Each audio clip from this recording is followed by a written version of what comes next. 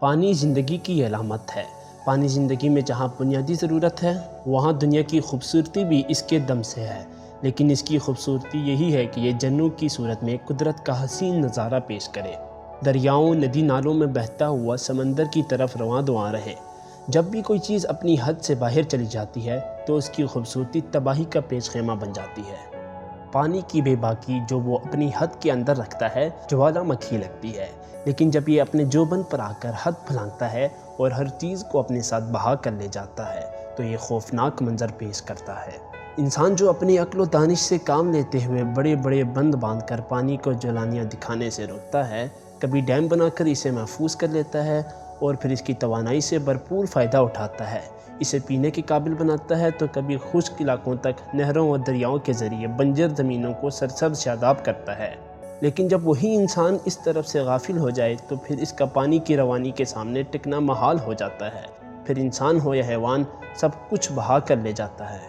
ہماری بے بسی کا عالم دیکھیے، کبھی قحط سالی کی وجہ سے بے زبان جانوروں کی اموات، کبھی زیادہ بارشوں کی وجہ سے سیلاب کی تباہ کاریاں۔ پروردگار ہی ہمیں ان آزمائشوں سے نکال سکتا ہے۔ پتہ نہیں ہمارے ملک میں یہ آج کل کیا چل رہا ہے کہ ایک مسئلہ بھی پوری طرح حل ہوتا نہیں، ایک نیا بکھیڑا سر اٹھا لیتا ہے۔ پاکستان میں مونسون کی بارشوں کی وجہ سے پیدا ہونے والی سیلابی صورتحال نے سب کو بے چین کر کے رکھ دیا ہے۔ حالیہ سیلاب اور بارشوں نے ملک میں تباہی مچا دی ہے۔ میڈیا رپورٹس کے مطابق نیشنل ہائی وے N25 جسے RCD ہائی وے بھی کہا جاتا ہے، جو کراچی کو کوئٹہ سے ملاتی ہے، بارشوں اور سیلاب کے دوران نقصان کے باعث بند رہی۔ ملک میں حالیہ بارشوں کے دوران کل 18 سے زائد پلوں اور 690 کلومیٹر کے قریب سڑکوں کو نقصان پہنچا۔ بلوچستان میں اس سال غیر معمولی بارشیں ہوئی۔ تیز مونسون بارشوں کے نتیجے میں آنے والے سیلاب کے نتیجے میں 550 سے زائد افراد ہلاک ہو چکے ہیں، جس میں صوبہ بلوچستان کے دیہی علاقے سب سے زیادہ متاثر ہوئے ہیں۔ National disaster management authority NDMA نے کہا ہے کہ ہلاکتوں کے علاوہ سیلاب سے 46,000 سے زائد مکانات کو نقصان بھی پہنچا۔ یہاں بارشیں ہو رہی ہوں تو ظاہر ہے کہ بھارت اور مقبوضہ جموں و کشمیر میں بھی ہو رہی ہوتی ہیں کہ برسات کا موسم ہے۔ بھارت کی جانب سے اضافی پانی چھوڑے جانے کے بعد دریائے چناب میں اونچے درجے کے سیلاب کا خدشہ بھی رہا۔ کچھ علاقوں میں فلڈ ریلیف کیمپس بھی قائم کیے جاتے رہے، لیکن اس حوالے سے بھی مزید اقدامات کی ضرورت تھی۔ پنجاب کی طرح صوبہ بلوچستان اور خیبر پختونخوا کے کچھ علاقے بھی برساتی بارشوں سے پیدا ہونے والی سیلابی تباہ کاریوں کے زد میں ہیں۔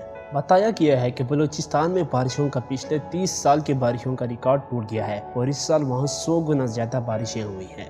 24 جولائی سے شروع ہونے والی مونسون کے سپیل نے لسبیلا اور جلمکسی کو سب سے زیادہ متاثر کیا ہے، جہاں سیلابی ریلیں آبادیوں میں داخل ہونے کی وجہ سے رابطہ سڑکیں بہہ گئی اور متاثرہ علاقوں تک تاحال زمینی رسائی ممکن نہیں ہوئی۔ دیہی علاقوں سے بڑے شہروں کو جانے والے پھلوں اور سبزیوں کی ترسیل بھی معطل رہی، جس کی وجہ سے زمینداروں کو بھاری نقصان اٹھانا پڑا۔ وزیر اعظم میاں محمد شہباز شریف نے مختلف متاثرہ علاقوں کا دورہ کیا اور سیلاب زدگان کے لیے امدادی پیکیجز کا بھی اعلان کیا۔ وزیر اعظم نے بتایا کہ سیلاب سے جو فصلیں تباہ یا مویشی ہلاک ہوئے ہیں، ان کا تخمینہ لگانے کے لیے کمیٹیاں بنا دی گئی ہیں۔ وفاق کی سطح پر بنائی 4 کمیٹیاں چاروں صوبوں بشمول آزاد کشمیر اور گلگت بلتستان کی حکومتوں سے مشاورت کے ساتھ سروے کریں گی۔ جیا تونسا شریف میں بھی سیلاب اور بارشوں نے کئی علاقوں کو ملبے کے ڈھیر میں تبدیل کر دیا ہے۔ مکانات منہدم، کھڑی فصلیں تباہ ہو چکی ہیں۔ متاثرین کے پاس نہ اوڑھنے بچھانے کو ہے اور نہ ہی کھانے پینے کا سامان۔ حکومتی مدد کے منتظر متاثرین دکھ اور بے بسی کی تصویر بن چکے ہیں۔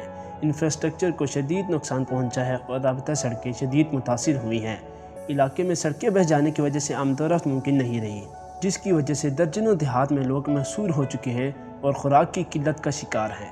فوری ضرورت یہ ہے کہ سیلاب زدگان کی ہر طرح سے مدد کی جائے اور یہ صرف حکومت کی ہی ذمہ داری نہیں بلکہ صاحب استطاعت افراد، نجی اداروں اور NGOs کو بھی اس سلسلے میں آگے آنا چاہیے۔ اس موقع پر مذہبی جماعتوں کے رضاکار اور مدارس اسلامیہ بھی بڑھ چڑھ کر حصہ لیتے نظر آ رہے ہیں۔ ضروری ہے کہ سیلابوں اور دوسری قدرتی آفات کے حوالے سے جامع منصوبہ بندی کی جائے۔ اگر ایک بڑا ڈیم سیلابوں سے بچانے میں مدد دے سکتا ہے تو اس بارے میں منصوبہ بندی کرنی چاہیے۔ محکمہ موسمیات کو جدید بنانے کی ضرورت ہے تاکہ وہ موسموں کے حوالے سے قبل از وقت ٹھیک پیش گوئی کر سکے، اور اگر شدید بارشوں کی پیش گوئی ہو تو جن علاقوں میں سیلاب آنے کا خطرہ ہو وہاں سے لوگوں اور ان کے مال مویشیوں کو نکالنے کے لیے بروقت کام ہونا چاہیے۔